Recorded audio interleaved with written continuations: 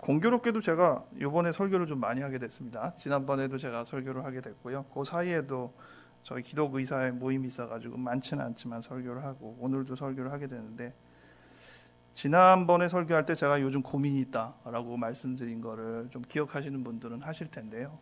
저는 이 교회 이 안에 있는 사람 중에 다 마음이 하나는 아니잖아요. 제 마음에 안 드는 사람들이 있고 사상이 다른 사람들이 있고, 이걸 어떻게 하면 좋나 고민이 많은데, 그 사이에 말씀 묵상하면서 주님이 제게 자극하신 말씀이 있어서 여러분과 함께 나누고 싶어서 그 말씀을 오늘 같이 들고 나왔습니다. 물론 정답을 완전히 찾은 건 아니지만은 하나님이 저를 어느 정도 훈계하신다라는 생각을 가지고 이 말씀을 나누려고 합니다. 베드로는 우리가 잘 알듯이 사도 중에 사도잖아요. 12사도 중에 가장 훌륭한 사도라고 할 수 있는, 친히 베드로 전후서를 썼으니까 얼마나 이 귀한 성경입니까? 실제로도 이 베드로 성경에서 우리가 잘 기억하고 있는 아주 주옥 같은 구절들이 많이 있습니다. 제가 여러분들도 다 좋아하시겠지만은 제가 이렇게 쭉 훑어보니까, 전서에서, 오늘은 전서기 때문에 전서에서 훑어보니까 이런 구절들은 여러분들이 딱 듣기만 해도 알지 않을까 싶어서 골라봤습니다. 처음에 1장 24절에서 25절 말씀. 그러므로 모든 육체는 풀과 같고 그 모든 영광이 풀의 꽃과 같으니 풀은 마르고 꽃은 떨어지되 오직 주의 말씀은 세세토록 있도다 하였으니 너희에게 전한 복음이 곧 이 말씀이니라. 아멘. 물론 이 말씀은 구약 성경을 인용한 말씀이지만은 우리가 이 베드로를 통해서, 베드로전서를 통해서 다시금 이 말씀의 멋진 느낌을 우리가 취할 수 있게 되었습니다. 또 2장 9절에 이런 말씀이 있습니다. 오직 너희는 택하신 족속이요 왕 같은 제사장들이요 거룩한 나라요 그의 소유된 백성이니 이는 너희를 어두운 데서 불러내어 그의 기이한 빛에 들어가게 하신 자의 아름다운 덕을 선전하게 하려 하심이니라. 우리가 택하신 족속이고 왕 같은 제사장이고 거룩한 나라고 그의 소유된 백성이고, 너무 감격스러운 이런 말씀을 베드로가 대신 우리에게 전해줬습니다. 2장 24절에는 이런 말씀이 있어요. 친히 나무에 달려 그 몸으로 우리의 죄를 당담하셨으니 이는 우리로 죄에 대하여 죽고 의에 대하여 살게 하려 하심이라. 저가 채찍에 맞음으로 너희는 나음을 얻었나니 라고 적혀 있습니다.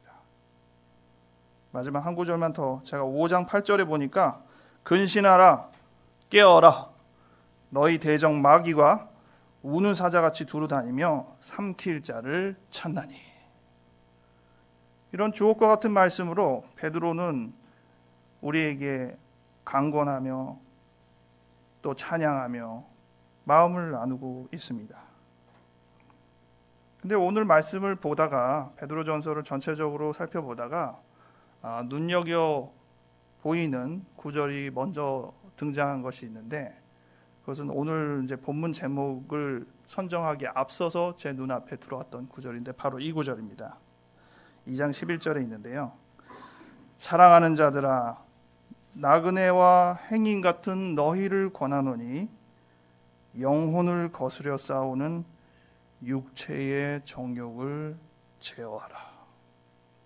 그래서 저한테 처음에 들어온 말씀은 바로 육체의 정욕입니다. 영혼을 거스려 싸우는 육체의 정욕을 제어하라. 육신의 욕구를 제어하라. 그 욕구는 우리의 영혼을 거스립니다. 비슷한 말씀으로 4장에도 우리가 조금 더 생각해 볼 수 있는 구절이 길어서 읽어드리겠습니다. 물론 찾지는 않으셔도 돼요. 제가 읽어드릴 테니까 나중에 또 어떻게 보면 오늘은 베드로전서를 또 나중에 집에 가서 쭉 한번 읽어보시면은 제가 여러분들한테 알려드린 것보다 더 많은 것을 직접 읽으시면서 성령께서 여러분들한테 이 구절은 너한테 필요한 구절이야 라고 알려주실 겁니다. 4장 1절 2절에 이런 말씀이 있습니다. 그리스도께서 이미 육체의 고난을 받았으니 너희도 같은 마음으로 갑옷을 삼으라. 이는 육체의 고난을 받은 자가 죄를 그쳤음이니 그 후로는 다시 사람의 정욕을 쫓지 않고 오직 하나님의 뜻을 쫓아 육체의 남은 때를 살게 하려 함이라. 여기서는 육체의 정욕이라는 표현 대신 사람의 정욕이라는 표현을 썼지만은 비슷한 의미입니다. 우리가 육체의 정욕을 쫓지 않으려면은 예수님을 본받아야 하는데 그 예수님이 어떤 분이냐? 이미 육체의 고난을 받으셨으니 너희도 같은 마음으로 갑옷을 삼으라. 이는 육체의 고난을 받은 자가 죄를 그쳤다. 육체의 정욕, 육체의 죄를 그치려면 어떻게 해야 되느냐? 잘 알려주고 있습니다. 이 구절을 통해서요, 우리가 조금 생각해 볼 것이 바로 이런 겁니다. 육체의 정욕하면은 그것에 반대되는 표현은 뭘까요? 육체의 정욕. 육체의 반대말은 뭐라고 해야 될까요? 오늘 구절에서 몇 구절에서 기억나는 대표적인 구절은 아마 영이라는 구절이 아닐까 싶을 거예요. 그래서 육체의 정욕이라는 어떤 말을 대항하는 반대말 정도는 아마 영적인 사랑, 이 정도의 단어가 아마 가장 적절하게 어울리지 않을까 싶습니다. 오늘 제가 여러분들한테 제목으로 골려들은 이 허다한 죄의 이 본문, 서로 뜨겁게 사랑할지니 사랑은 허다한 죄를 덮느니라. 바로 이 사랑이야말로 영적인 사랑을 대표하는 구절이 아닌가 싶습니다. 그런데 육체의 정욕을 제어하라라는 만큼이나 영적인 사랑을 하라라는 구절도 반복되는 반면 또 한 구절이 반복되고 있어요. 실은 더 많이 반복되고 있습니다. 그리고 이미 읽었습니다. 제가 마지막에 육체의 정욕의 반대말에 해당되는 게 베드로에서는 영적인 사랑만큼이나 중요한 단어, 어떻게 보면 영적인 사랑이랑 같은 말이라고 할 수 있는데 다른 표현이라고 할 수 있는 구절이 나옵니다. 뭘까요? 퀴즈. 정답은 육체의 고난입니다. 제가 4장 1절 2절 읽어드렸는데 다시 읽어드릴게요. 그리스도께서 이미 육체의 고난을 받으셨으니 너희도 같은 마음으로 갑옷을 삼아라. 이는 육체의 고난을 받은 자가 죄를 그쳤음이니 그 후로는 다시 사람의 정욕을 쫓지 않고 오직 하나님의 뜻을 쫓아 육체의 남은 때를 살게 하려 함이라. 우리가 흔히 성경에서 육체하면은 이게 뭔가 좀 나쁘고 버려야 할 것이고 옛사람이고 이러한 표현이기 때문에 대개 육체의 반대말은 방금 얘기한 대로 영이라는 단어가 떠오릅니다. 이쪽은 뭔가 죄가 많은 거고 이쪽은 순결한 것이고 이렇게 생각하기 쉬운데 자칫하다가 그러면은 그 옛날의 영지주의 마냥 육은 약한 것이고 눈에 안 보이는 영은 선한 것이고 이러한 생각에 우리가 자칫 빠질 수 있는데요. 베드로는 육체의 상관이 되는 상대적인 어를 여전히 육체로 두고 있다는 뜻입니다. 근데 육체의 정욕, 육체의 욕구에 반대되는 그 단어가 고난이라는 거예요. 고난. 육체의 고난. 육체의 고난은 달리 얘기하면 영적인 사랑이 되는데 어떻게 육체의 고난이 영적인 사랑이 될 수 있을까? 오늘 그 말씀을 여러분과 함께 나누려고 하는 것입니다. 실제로 보니까 베드로 전서에는 고난에 대한 얘기가 많아요. 제가 읽어드릴 텐데요. 먼저 2장 18절부터 20절 제가 읽어드릴 건데요. 사환들아 범사의 두려워함으로 주인에게 순복하되, 너희 주인한테 복종하라 이런 말이죠. 선하고 관용하는 자들에게만 아니라 착한 주인한테만이 아니라는 뜻이죠. 또한 까다로운 자들에게도 그리하라. 악덕업주한테도 순복하라는 얘기를 하고 있습니다. 애매히 고난을 받아도 하나님을 생각함으로 슬픔을 참으면 이는 아름다우나 죄가 있어 매를 맞고 참으면 무슨 칭찬이 있으리요. 오직 선을 행함으로 고난을 받고 참으면 이는 하나님 앞에 아름다우니라 라고 했습니다. 여기서 고난이 지금 나왔죠. 어떤 고난이죠? 악덕업주한테 당하는 고난이라고도 할 수 있겠죠.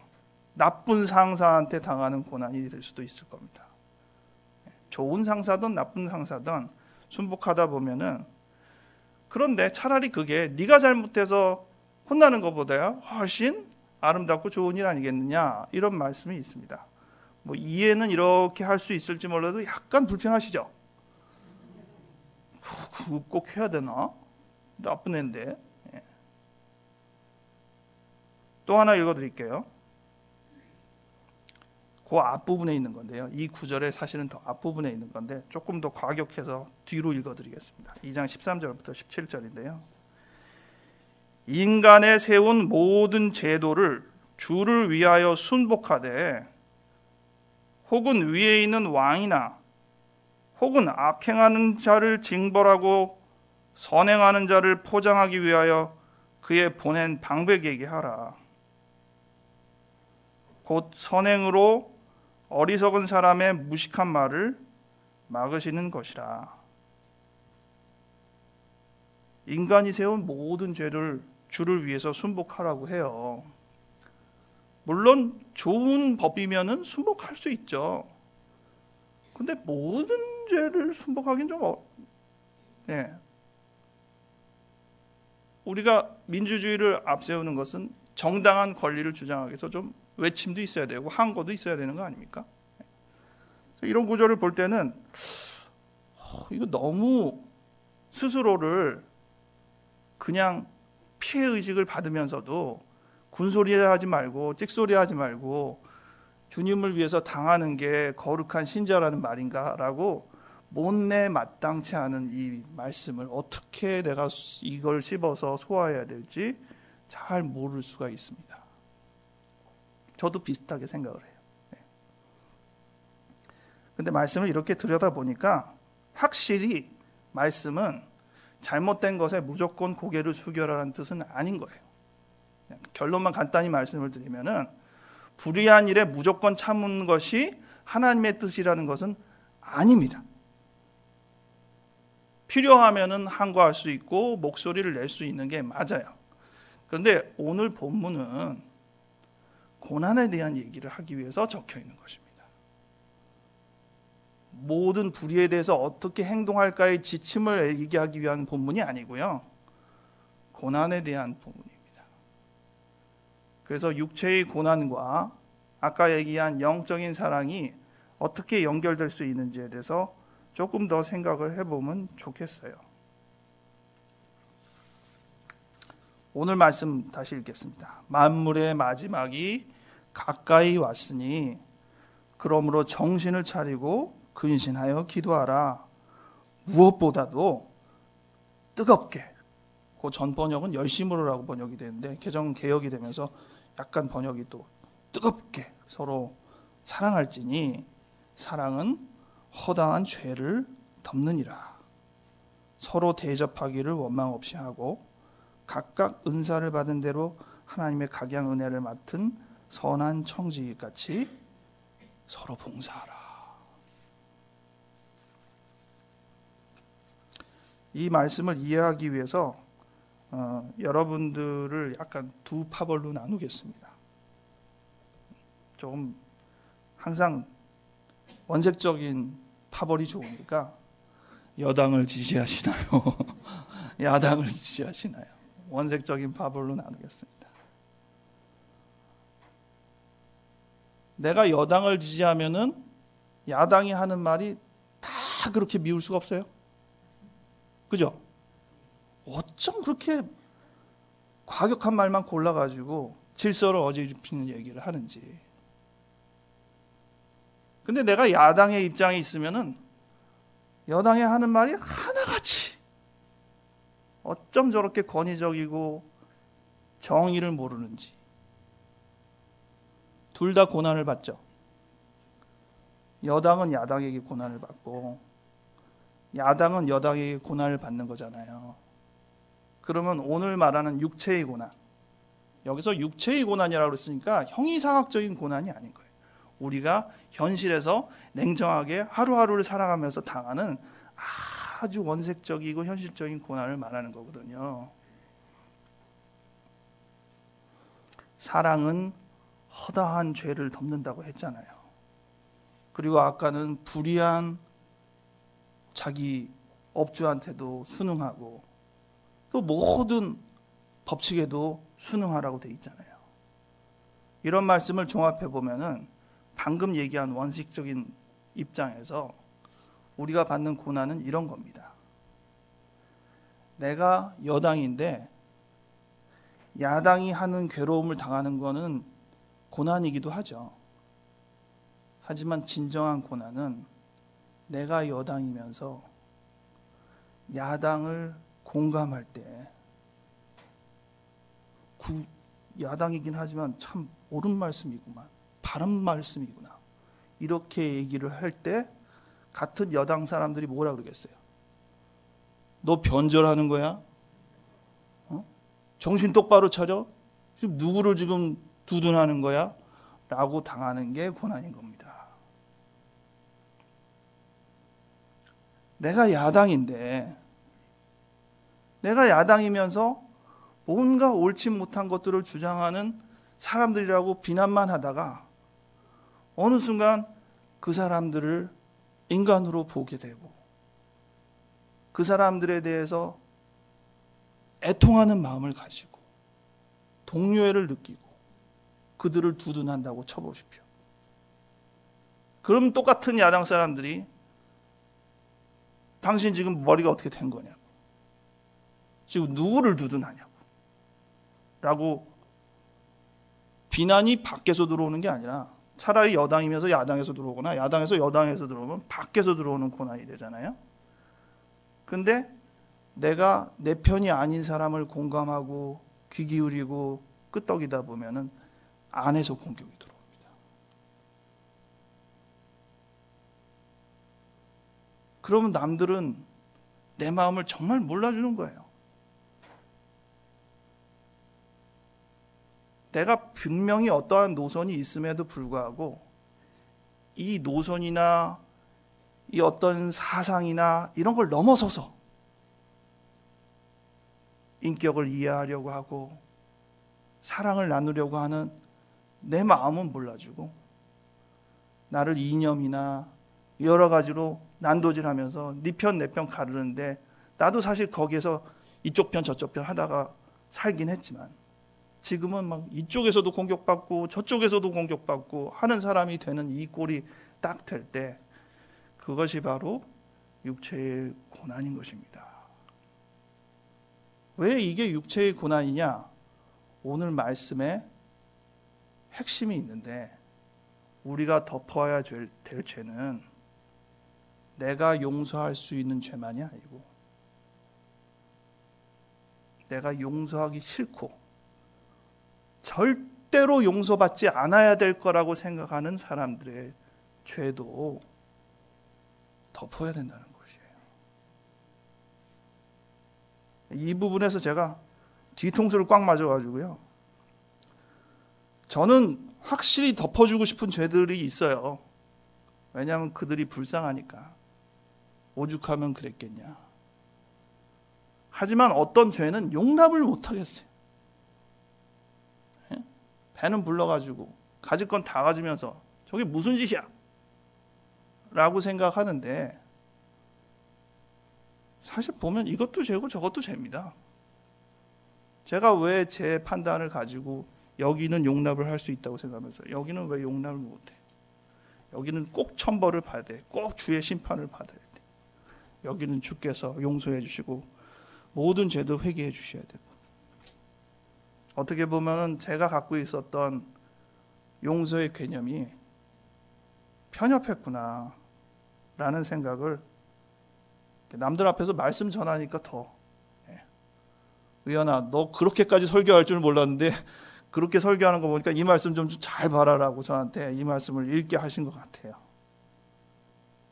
그래서 아이고 이거 왜 이런 어려운 말씀을 저한테 주시나이까, 못 본 척 하고 싶습니다, 이러고 싶습니다. 근데 어떻게 해요? 일단은 우리한테 주어진 말씀을 충실히 임하고, 이래야 되나요? 그냥 제가 인정하고 싶은 죄만 덮으면 안 되나요? 꼭 허다한 죄를 다 덮어야 되나요? 라고 뭔가 찔끔찔끔 반항하고 싶으면서도 동시에 인정할 수밖에 없는 부분이구나. 우리 기독교인들끼리는 잘 모르지만 조금만 밖에 나가면은 우리 기독교가 어떻게 취급받는지 금방 알잖아요. 뭐라 그런지 아시죠? 개독교라고 부르잖아요. 자기들만 잘 살고 자기들만 배부르고. 근데 그렇게 나쁜 표현을 떠나서 원래 기독교의 가르침이라고 할 때 뭐 사람들이 성경을 받겠어요? 뭘 알겠어요? 예수님이 뭘 가르쳤는지 아무것도 모르잖아요. 하지만 기독교의 가르침하면 다들 한마디 바로 나오는 말이 있죠. 원수를 사랑하라.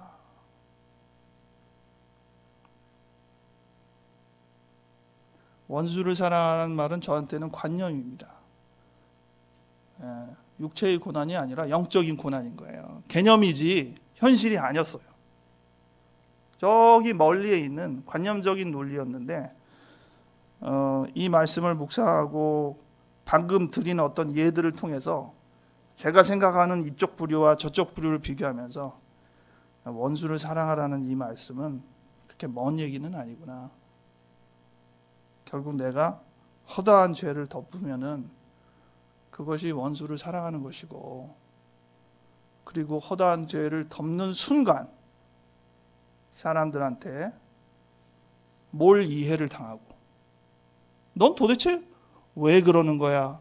라고 손가락질 당하고, 오히려 밖에서만이 아니라 안에서도 욕하고, 그 육체의 고난을 당할 때 육체의 정욕은 아무 문제가 아닌 거예요. 육체의 정욕은 더 이상 우리를 가르치지 않아요.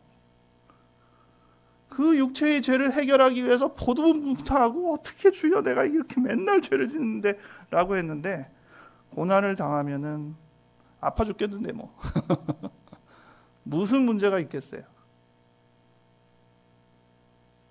그래서 오늘의 말씀을 통해서 육체의 정욕을 제어하라, 베드로가 말씀하셨습니다.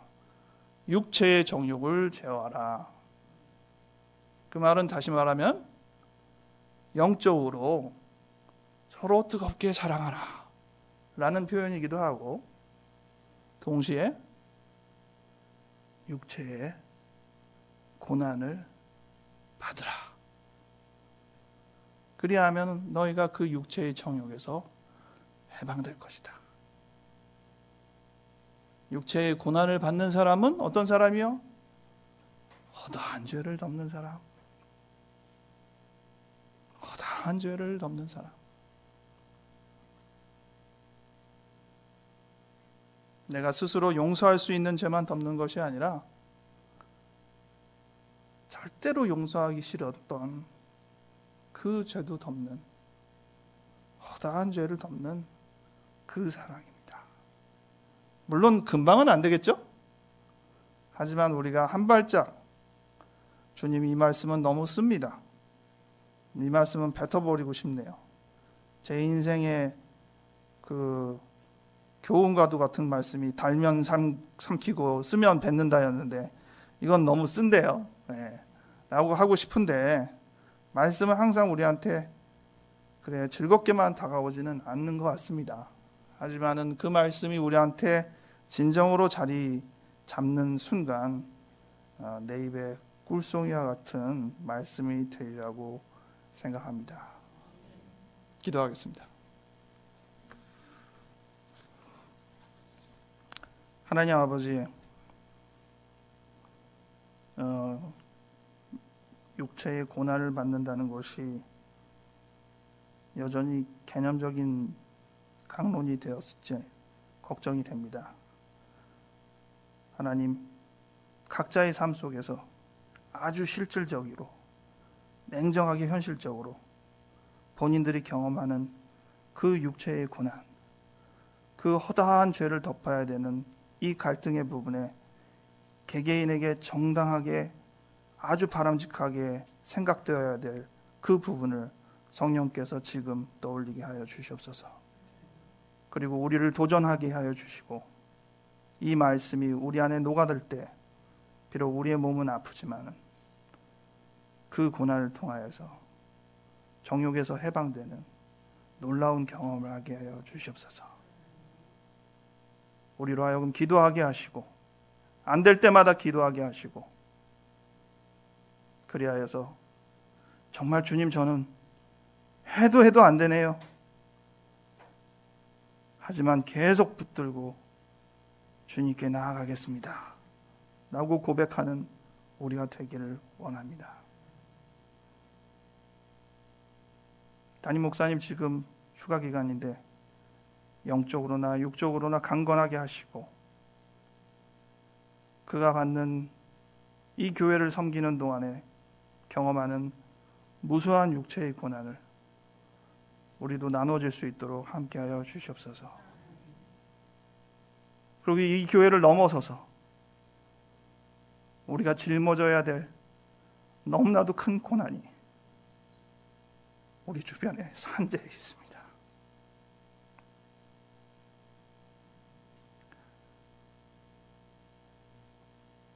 하나님, 잘 감당하게 우리 한 사람 한 사람 용기를 주시옵소서, 힘을 주시옵소서, 무엇보다도 우리를 먼저 사랑하여 주시옵소서. 강렬하게 사랑하여 주심으로 말미암아 내가 그 사랑 조금 흘리는 것이 뭐가 그리 어려운 대수라고 하며 허다한 죄를 덮을 수 있는 마음으로 우리를 충만하게 하여 주시옵소서.